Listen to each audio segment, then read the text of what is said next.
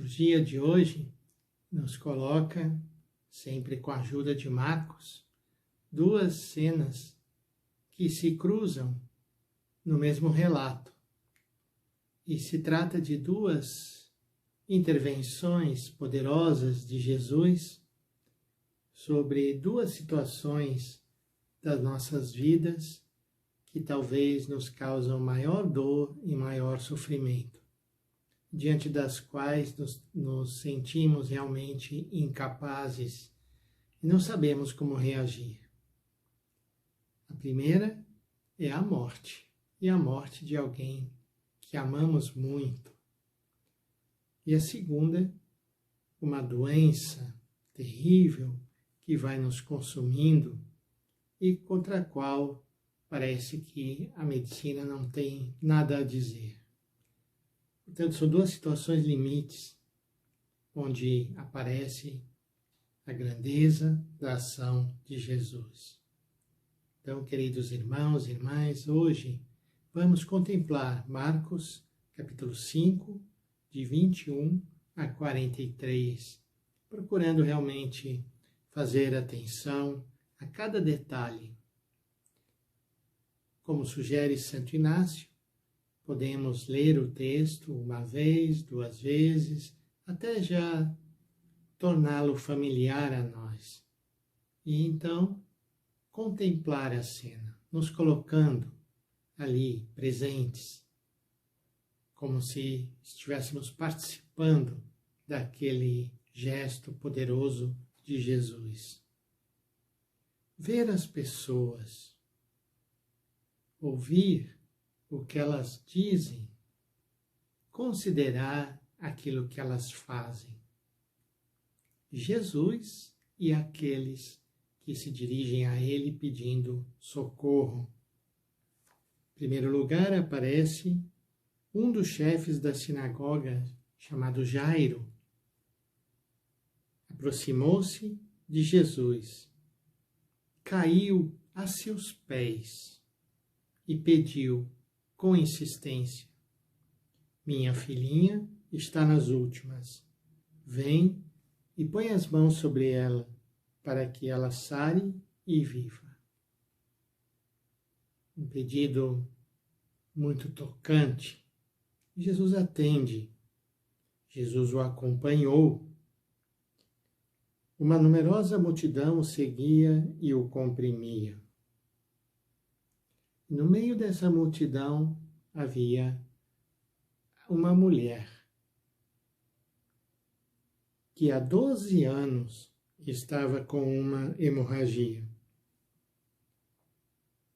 Tinha sofrido muito nas mãos de muitos médicos. Gastou tudo o que possuía. E em vez de melhorar, piorava cada vez mais. Que situação dessa mulher! Que sofrimento! Tendo ouvido falar de Jesus, aproximou-se dele por trás, no meio da multidão, e tocou na sua roupa. Por que essa mulher veio por trás e não pela frente? Porque no tempo de Jesus, quem sofria de uma doença envolvendo o sangue, uma hemorragia, fluxo de sangue, era considerado impuro diante da lei. Portanto, não podia se aproximar de um rabi, de um mestre, muito menos tocá-lo. E ela vai então por detrás, ela não desiste e toca na roupa de Jesus. Ela pensava: se eu ao menos tocar na roupa dele, ficarei curada. Vejam que fé dessa mulher, assim como era grande também a fé de Jairo. Senhor, venha, impõe as mãos sobre a minha filha e ela vai sarar e ficará boa. É a mesma atitude, uma fé enorme na pessoa de Jesus. E quando ela toca na veste de Jesus, a hemorragia parou imediatamente. E a mulher sentiu dentro de si que estava curada de sua doença. 12 anos depois. Jesus logo percebeu que uma força tinha saído dele. Voltando-se no meio da multidão, perguntou: quem tocou na minha roupa? Os discípulos disseram: estás vendo toda uma multidão que te comprime e perguntas quem me tocou?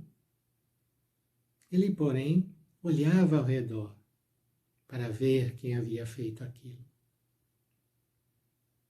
E a mulher, então, cheia de medo, tremendo, percebendo o que lhe havia acontecido, veio então e caiu aos pés de Jesus. Assim como Jairo havia também caído aos pés de Jesus. Contou-lhe toda a verdade. Então Jesus diz a ela: filha, tua fé te curou. Vai em paz e fica curada dessa doença. Vejam que gesto bonito, que acolhida, que esperança Jesus traz a essa pobre mulher. Ele ainda estava falando quando chegaram alguns da casa do chefe da sinagoga e disseram a Jairo: tua filha morreu, por que ainda incomodas o mestre? Jesus ouviu o que eles diziam e disse ao chefe da sinagoga: não tenhas medo, basta ter fé. Vamos ouvir essa palavra dirigida a nós hoje. Não tenhas medo, basta ter fé. E não deixou que ninguém o acompanhasse a não ser Pedro, Tiago e João. Pedro, Tiago e João são os discípulos testemunhas dos momentos mais importantes da vida de Jesus. Quando chegaram à casa do chefe da sinagoga, Jesus viu a confusão, estavam chorando, gritando, e perguntou: por que esta confusão e este choro? A criança não morreu, está dormindo. E começaram então a caçoar dele.